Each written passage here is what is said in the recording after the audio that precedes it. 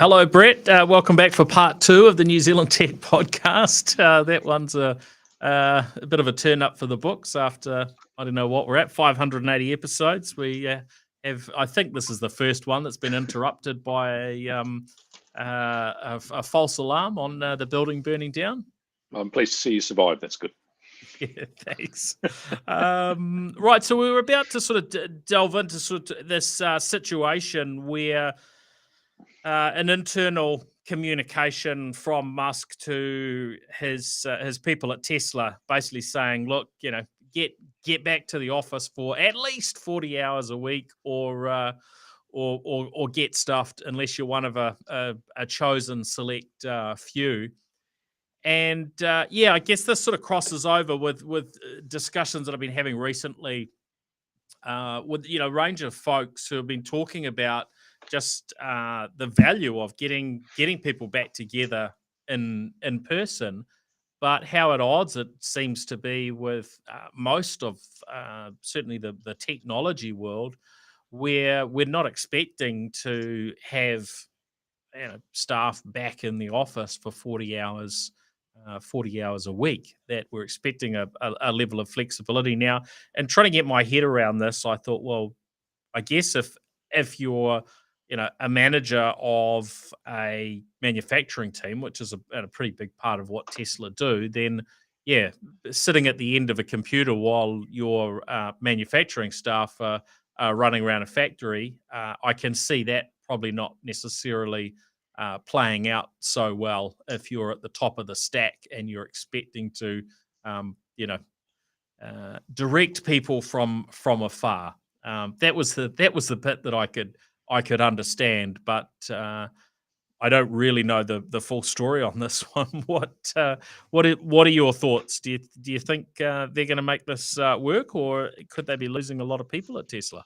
Look, I don't know. I think the world's turned, right? A lot's changed over the last couple of years, and I think COVID had played a very big part in that as a fast forward mechanism. I think we've always been heading towards a world where potentially at some stage a lot of people start to question why they hop in a car and spend an hour and a half in each direction, morning and night, going to a cubicle farm somewhere to do something that they could quite happily do in their back bedroom or on the dining room table, right?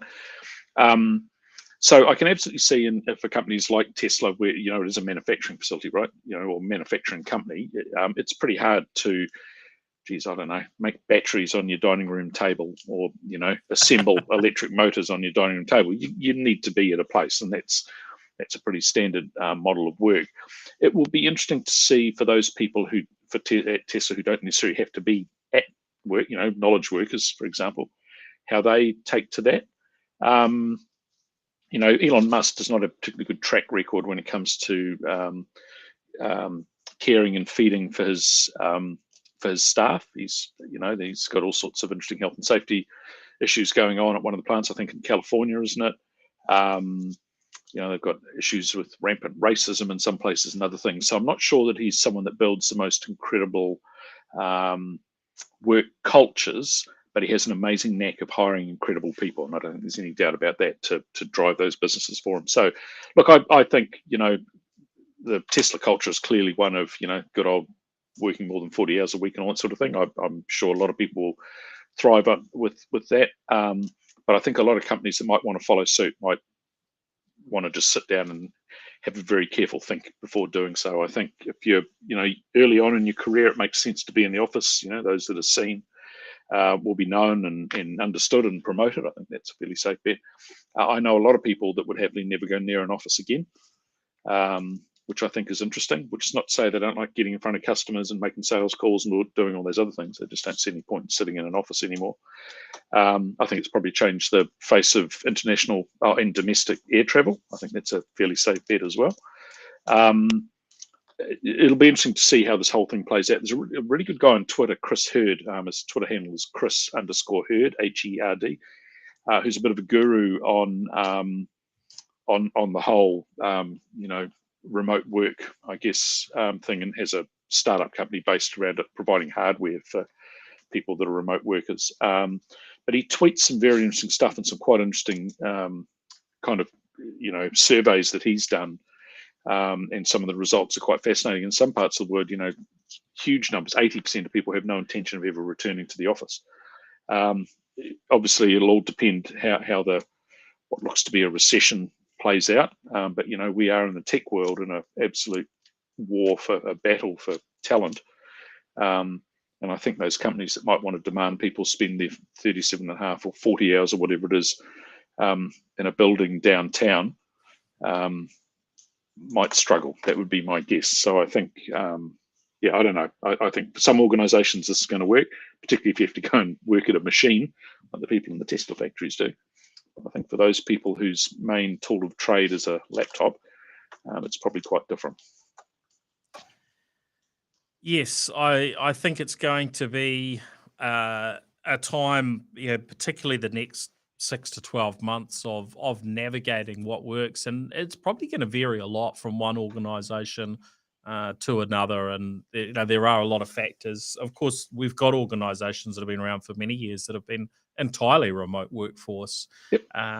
and then you've got situations like this, and we've seen it with Apple and others where there's a push to come back to the office, although not to this sort of extreme where it's full time in the office, quite as much with these bigger tech players. So I'll be watching this one with interest, and there's so many facets you could sort of go into in terms of the benefits of being together face to face, the things that the way communication works when you see people, when you're with folks face to face. Then we've got these variations on remote work where some folks just want to work remotely, but they also don't want to turn the camera on. And there's a level of sort of nuance there that you lose in a communication if you can't see the expressions and the body language that goes with it. So it's a bit of a journey. And then there's some organizations that are kind of demanding, if you're working remotely, you must be seen all the time. I guess my approach with my team is to say, look, let's consider those other communication aspects of being able to see those expressions and see me waving my arms around or whatever it is, and see how you respond and whether you're laughing or not, rather than just an emoji. But I think that there's room for lots of different scenarios. And look, if you're at the real pointy end of innovation, working in the auto industry space and some other areas, then maybe the way that plays out is that you or certainly for certain roles that a bunch of people have to be there in person to get the right sort of pace and to get the right sort of results. But I don't know for sure. I think creativity and innovation thrives in an environment where you get people together. Having said that, I've over the last couple of years been involved in all sorts of interesting conversations, online conversations where we've used a tool like Miro, for example, and got some really, really good work done. And in fact, sometimes in a more structured manner than we might if everyone had been in a room sticking Post-it notes on the wall, right? So I think part of it is a discipline piece, using the tools properly, the discipline part of it. There's absolutely a cultural piece in there, setting what is expected and what's not. But there's all sorts of interesting phenomena cropping up out of this. I've read two quite what appear to be very real stories of people. One was in the US, I'm not sure where the other one was, software developers who have gone and got themselves a second full-time job. And are earning an absolute fortune working for two companies simultaneously, because neither employment contract mentioned that they can only work for one company. So they're not breaking any rules. They're putting the hours in and doing all the work. They're obviously doing it all remotely, and earning good money as a direct result, right? So there's an interesting question. Is that a good thing or a bad thing? I don't know. It's probably just a thing. But so I think yeah, I think a lot of there is absolutely a synergy and an energy that comes from getting people in a room. That's just a given. But by the same measure, I think a lot of, that classic thing of couldn't have this meeting been an email? I think that's always been an issue within business. And I think people have gotten a lot better over the last couple of years at running online meetings in a structured manner. We use at Callaghan Innovation, we use Google Meet, and we'll often just have a quick chat with someone back and forth. They'll flick you a link to a video call. You'll jump on the video call, sort the thing out in 10 minutes, jump off the call again, and then someone else will do the same thing. And I spend probably at times half of my day on video calls with people back and forth. And it works. It actually works really, really well. But, we're not standing beside large metal presses making electric cars. So it's a different environment, right? But Yeah. But I think certainly in the tech sector, particularly in the software development field, where you can work from a mountain in Tibet if you want, it would companies really need to think through whether they want to force that kind of stuff on people that don't want to do it. Is it better to have a hugely talented software developer who refuses to come into an office working from home all the time, or would you rather that you implement everyone must be in the office and they choose to leave, right? So I think there's a lot of it's important to make good decisions in that sort of situation. A lot of trade-offs, right? Yeah, and there's that whole aspect of whatever you want to call it, deep work, and having your own space where you can just think and work, whether it's coding or other areas where spending a good chunk of time remote and away from other people can really help facilitate that. Now, well, the other thing, so just on that, the other thing that's interesting in the space, right, is that so much of our thinking about work comes from the Industrial Revolution, right? I have to stand beside a loom to make X meters of fabric a day. If I need twice as many meters of fabric, I either need 2 looms, or I need 2 people to stand next to looms, or whatever it might be. So much of it is archaic, antiquated thinking, but we keep dragging it. Been dragging it now for a couple of 100 years, I guess, or 150 years. It probably is time for a rethink around some of that stuff. What constitutes work? But we are still very firmly wedded to this whole idea of a certain number of hours per week for a certain value output, right? And I think a lot of those connections between those two things are breaking and have been broken a bit more quickly due to COVID. Anyway, sorry, I interrupted. Keep going. Yeah, no, you're spot on, and we will see this continue to evolve. Space. There is just so much going on as far as space at the moment. Blue Origin just had their, I think it was 5th tourist trip up to the edge of space. This is a company, Jeff Bezos' company, that's been, I guess, working towards space tourism for a long time, but now that it's started, it seems to be really, it's ramped up, fairly quickly. And I know that Blue Origin have very much sort of tried to compete with SpaceX and haven't always come off so well. But we are moving into a time where it's become so much easier, and of course, SpaceX and Blue Origin and others such as Rocket Lab have put in a lot of energy to get to the place we're at now. But it seems as though things are really speeding up quite quickly. China has been in the news the last few days, putting another a rocket up in terms of their work for building their new space station. Tiangong, or Heavenly Palace, as it's known. It's quite catchy. I like that. Yeah, kind of cool. And look, it looks like a pretty impressive space station that they've got coming together. Who knows what will happen to the ISS, the International Space Station, with current things going on between Russia and I guess the rest of the planet. It's still the US that's putting in the biggest amount of money into space. But it's just fascinating seeing all of these things going on, and last looking back a year ago, there wasn't. Space tourism was at the extremities. There were a few folks that would go up on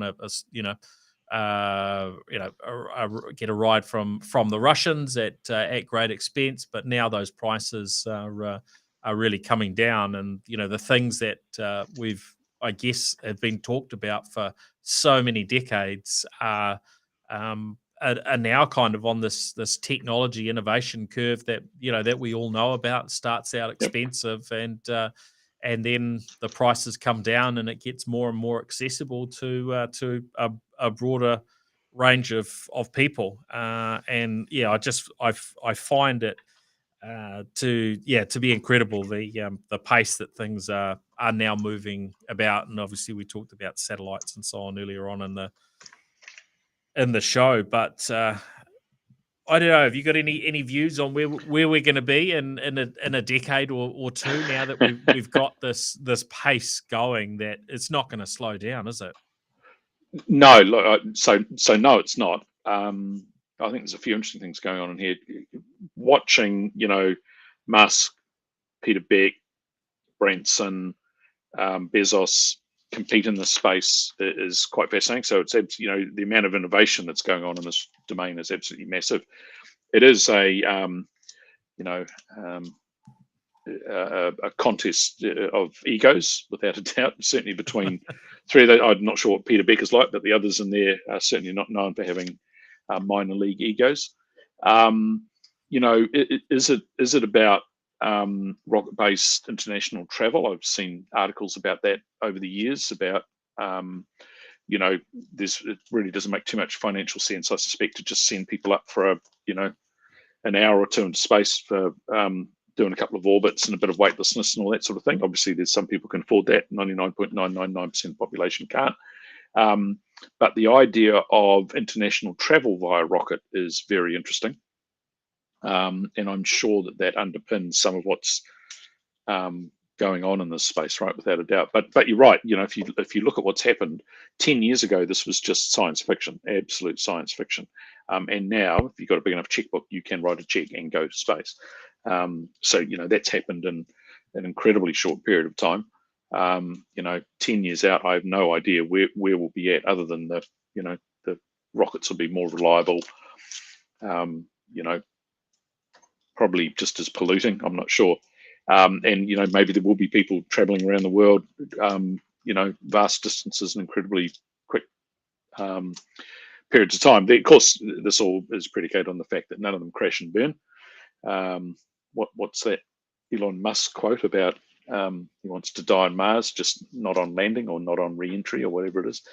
So that might set things back. But what you're looking at here is effectively the same journey of from the Wright brothers at Kitty Hawk through to the 747 kind of thing. Was how many years was that? 50, 60 years? It wasn't that long.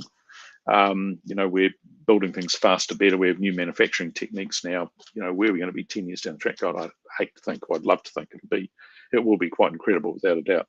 I remain to be convinced we should all be heading to Mars, but I'm probably with you on that. But it seems like China are lining up, heading to the, sending people to the moon.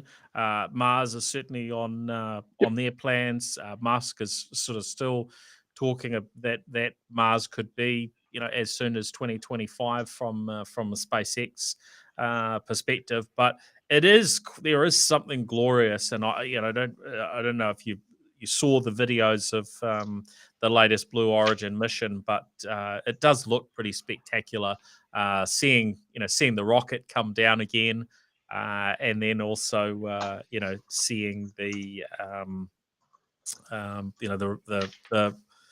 rest of it, the stage with the passengers in it, come down to Earth. Capsule, on its the biggest parachute sort of thing, and amid some dust.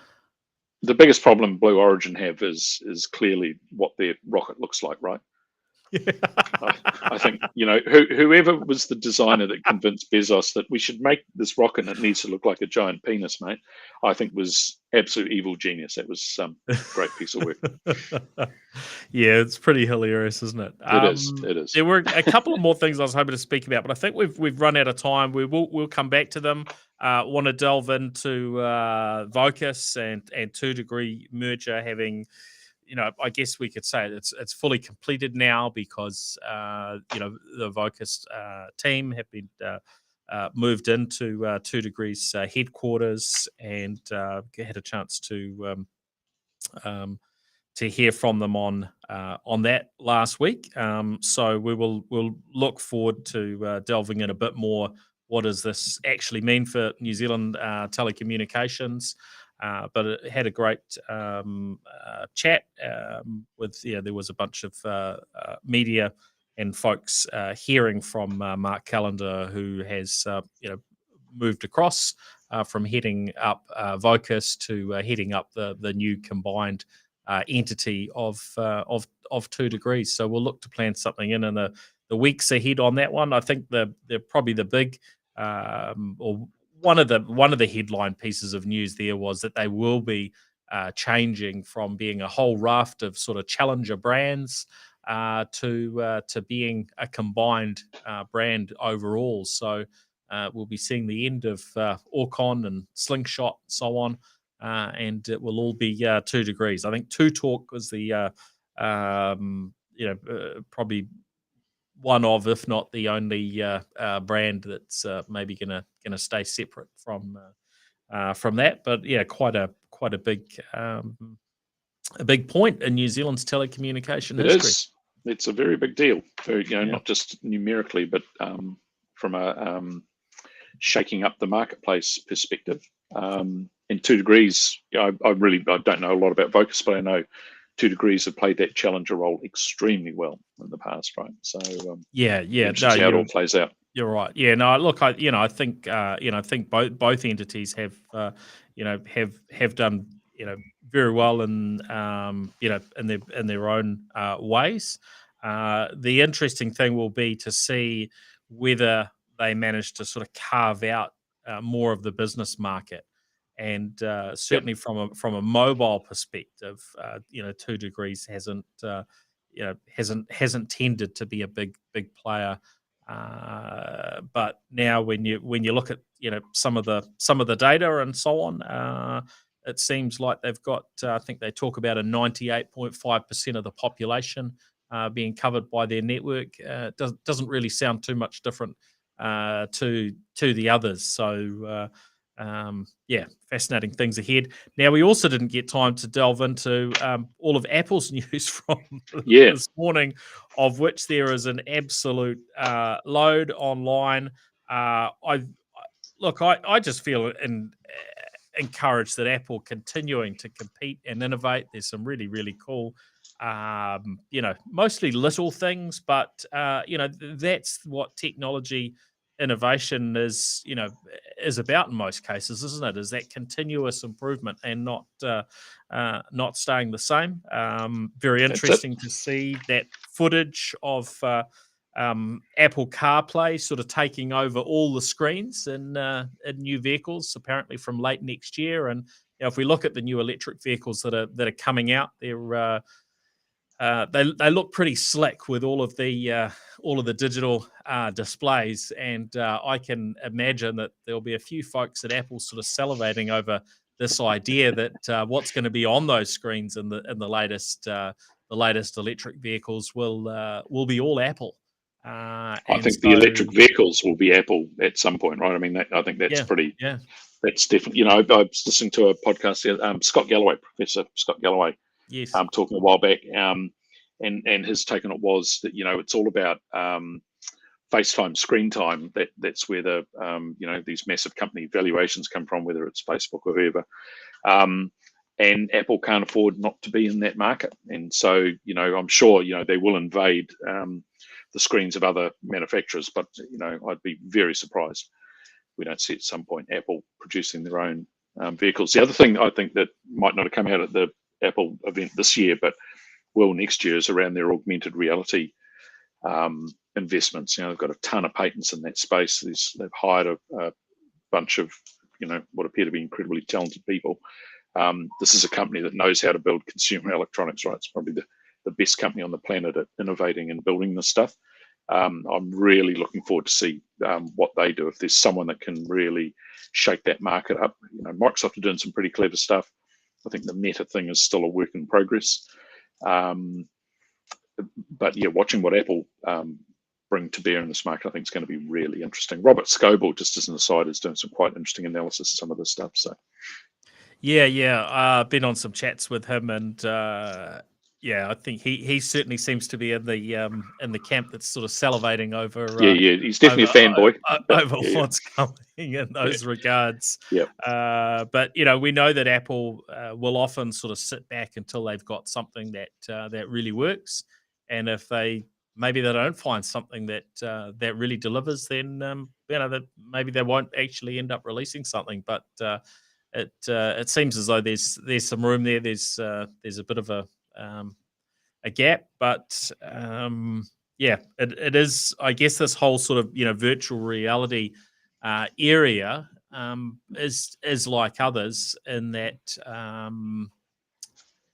yeah, we don't seem to have quite landed in terms of how the technology becomes relevant to a really big mass market. Look, I think the challenge at the moment is no one wants to look like a dick wearing a tissue box on their face. Right? I mean, that is a challenge, and at the moment, that's the only form factor they can squeeze the screens and the lenses and the tracking mechanisms and all the other stuff into. I'm sure at some stage, someone, potentially Apple, will figure out how to do that stuff smaller. But I just do not foresee a world where we'll, great for gaming and some other things like that, but a lot of that stuff is still a problem looking for a solution looking for a problem. And until they figure out the form factor, I can't see that moving ahead, breaking into the mainstream. I think that's a real challenge. Look, even you walk into Noel Leemings and places like that, and people are trying them on, and you can tell they're embarrassed there. So we'll see. Yeah. Interesting stuff happening, without a doubt. Yeah, no, there is, and number of new things coming through when it comes to virtual reality and glasses. I think I saw something about the Amazon. Amazon have got their Alexa type of glasses as well. So there's a lot going on, but nothing that really seems to hit the mark. So probably one of those things that's on a slow burn. Yeah, I think it'll be a slow. And you were talking earlier, and I think you made a really good point. A lot of this innovation stuff is slow burn. It's just consistent, innovating. Kind of just it's a process of innovation, with the occasional oh my god kind of moments, right? And the launch of the iPhone was one of those moments, right, where everyone just sat up and went, wow. So if anybody can pull a rabbit out of this particular hat, it's definitely Apple. But yeah, it'll be interesting just to see what they need to do and what the form factor is going to be, etc., to make it compelling for people, right? Yep, I think it's an exciting time, even though we're maybe not. It doesn't feel like we're at those sort of steep innovation curves we've maybe have had at other points. I think it is worth watching closely all the little bits and pieces that are going on that actually add up to some pretty big things over a reasonably short space of time. So well worth having a look at the some of the Apple news, particularly if if you're deep in the Apple ecosystem, and just some of the nice things that they're baking in there looks great. So it might not be earth shattering, but bring it all together, and their ecosystem is just getting slowly but surely richer and richer, and I can imagine their share price is probably going to be at a fairly extreme scale in the next 5 or 10 years, if they can just keep doing the same sort of stuff as they're doing, but bringing in a few of those big hits, like we talked Agreed. about. Maybe it's the vehicles and well, they're making their own silicon now, right? And I think that's a big deal, right? So they're manufacturing their own chips now, and I think, Tim Cook, it's a genius company full of geniuses doing genius things, right? And maybe the first iterations of things might not hit the mark, but they've got probably the deepest R&D pockets on the planet, or certainly some of the deepest. They'll nail it without a doubt. If anyone can, they will. And I think the fact that they are building their own silicon now is very, very interesting. I think all of a sudden it heads them in a direction that they have a lot more control, and gives them that opportunity to potentially pull a rabbit out of the hat that scares the proverbial out of their competitors. So yeah. Yeah, well, it was only a short number of years ago that we'd be talking about Apple and just how poorly they were treating their Mac users, and in particular, it'd be years between releases of certain Macs. It was a Mac Mini or Mac Pro and so on, and you were really getting ill-treated in many ways if you were a professional organization buying Macs, because they would release a product and then maybe not replace it for 5 or 6 years, and in the interim the price didn't come down to reflect the fact that it was out of step with the rest of the industry. Generally the price would stay the same or maybe only move a little bit, but now, as you say, with producing their own chips, their own silicon, we're now suddenly in this point where they're innovating at pace, with certainly a fairly broad spectrum of Macs. So I'm kind of curious how that will play out, and the integration now that they're getting across the the various parts of that ecosystem. One of the things they announced today was that you can now use your iPhone, which has, immensely better cameras than any webcam that that exists, right? In general, unless you're talking about a high-end video conferencing system, and even there, it'd be open to debate with the sort of exactly by the time you add in their silicon, and the fact that basically now you can start, you can mount that iPhone with its superb cameras and make that your webcam. It's just another small innovation, but actually puts them in a very, very nice position, or certainly puts their users in a nice position for folks that want that higher end result for broadcast and other sorts of things. All right. Well, thank you, Brett. It's been great to catch up. Sorry about the little interruption there with. I'm pleased you made it, mate. The building, fortunately, not being on fire. Hopefully, that's always a good thing. One off for the show. Go well. Cool, man. Thanks for having me. Always fun. If people want to find me, I'm Brett Roberts on Twitter. Find me on LinkedIn. And thanks again, Paul. Love these chats. I do. Excellent. Thanks, Brett. And folks, definitely go and seek out Brett. Follow him on Twitter or on LinkedIn, and to keep up with what he's doing. And you can, of course, find myself, Paul Spain, and NZ Tech Podcast across most of the social channels. And these episodes, which we know they're mostly listened to through the main podcast apps or any podcast app. But you can also find live streams, as we've streamed today, across Twitter, Facebook, LinkedIn, and YouTube, I believe. So if you want to catch the news a little bit quicker, feel free to follow us on those channels and to join us live. All right. Thanks very much. Thanks, Brett. Good. Thanks, everyone, for listening in. We'll catch you again next week. See ya. See you later. Bye-bye. The New Zealand Tech Podcast. Brought to you by Gorilla Technology, proactive and strategic IT.